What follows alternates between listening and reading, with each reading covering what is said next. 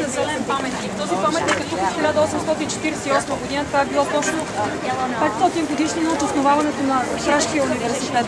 Значи там е изобразен неговия основател Карл IV. Отстрани по ъглите са изобразени неговите съветници. А четирите женски фигури се изобразират на учените. Значи началото на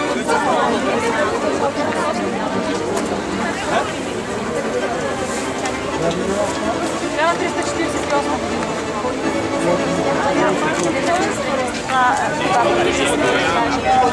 A oni říkají, že tomu dali ještě, že jsme byli na čtvrtém pokoji, ale oni se promluvili vlastní